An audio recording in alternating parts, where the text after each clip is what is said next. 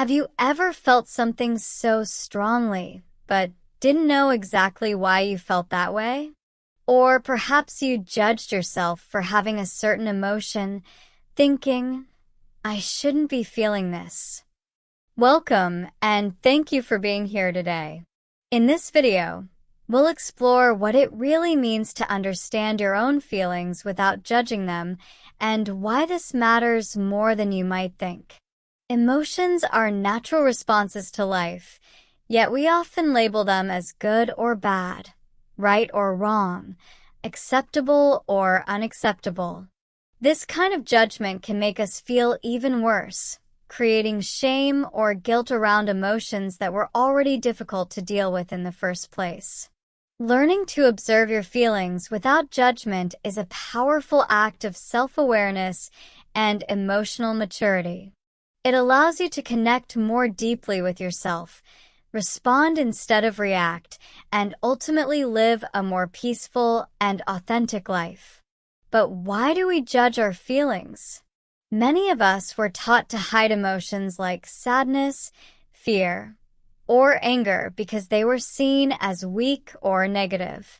Growing up, we may have learned that crying makes us vulnerable, or that being anxious means we're not strong enough. So when these emotions show up, we criticize ourselves. I'm being too sensitive, we say. I should be over this by now. But in truth, there is no wrong way to feel. Every feeling has a reason for showing up.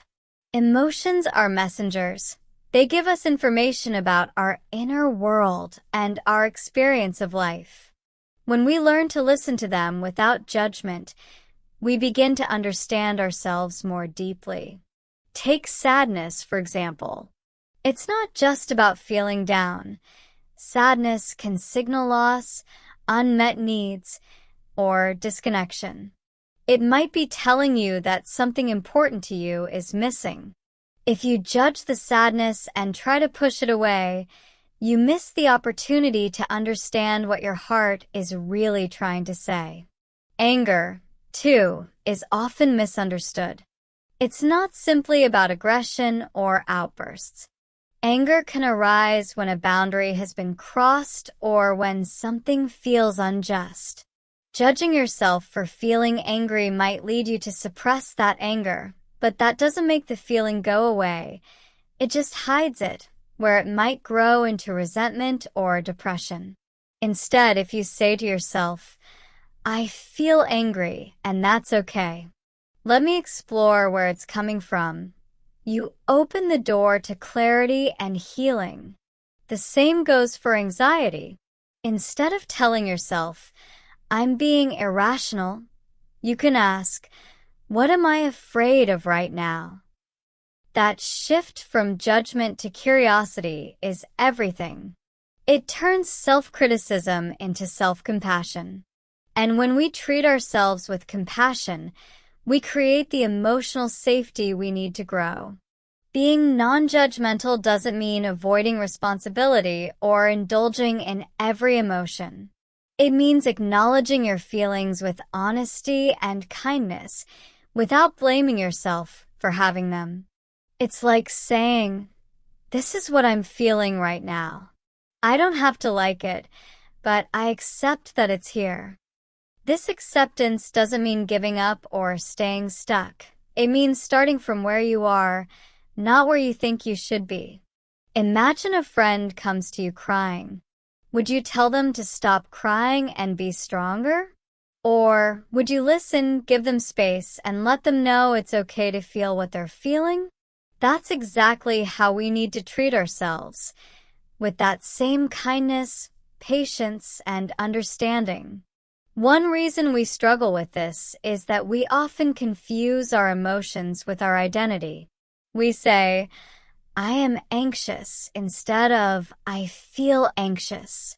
That small change in language makes a huge difference. I feel anxious recognizes the emotion as temporary, something passing through you, not something that defines you.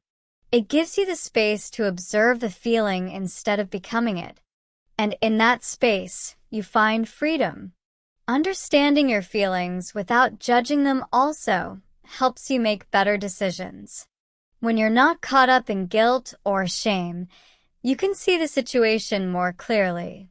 You're more likely to choose actions that align with your values rather than reacting out of fear or frustration. You also become better at relationships because you're less likely to project your emotions onto others or blame them for how you feel. Instead, you can say, "This is what's going on inside me," and take ownership of your experience. This kind of emotional honesty builds trust with yourself and with others. So, how do you begin this practice of non-judgmental awareness? It starts with slowing down and noticing what you're feeling. Take a breath and ask yourself, what emotion is present right now? Don't try to change it or explain it away.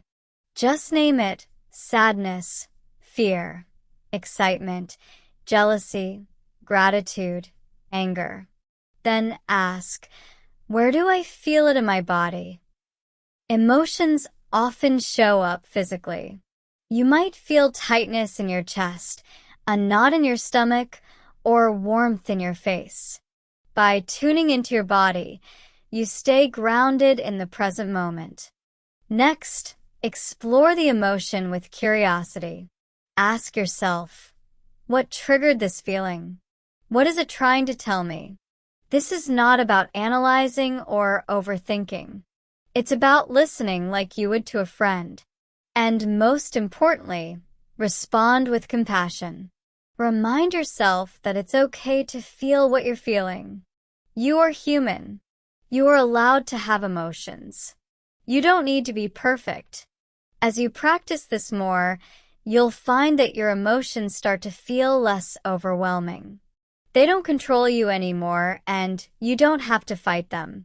They become part of your experience, not something to be feared or hidden, but something to learn from. You'll also notice patterns. Maybe you realize that you often feel anxious before big decisions, or that sadness shows up when you feel disconnected from others. These insights help you understand yourself on a deeper level and guide you toward what you need to heal and grow. Over time, this way of relating to your emotions builds inner peace. You stop being at war with yourself. You stop trying to control every feeling. Instead, you flow with them like waves in the ocean. Some waves are gentle, some are strong, but they all pass. And you remain the calm observer, the wise listener, the compassionate self. This is emotional freedom, and it's something you can cultivate every day. Start small. The next time you feel something uncomfortable, pause before reacting. Take a deep breath. Acknowledge the feeling. Give it space. And remember, you are not wrong for feeling what you feel. You are simply human. And the more you accept yourself as you are, the more room you make for growth, healing, and peace. So keep going. Be gentle with yourself. You're doing better than you think. And every step you take toward understanding your emotions without judgment is a step toward becoming your most authentic and emotionally healthy self. Thank you for watching.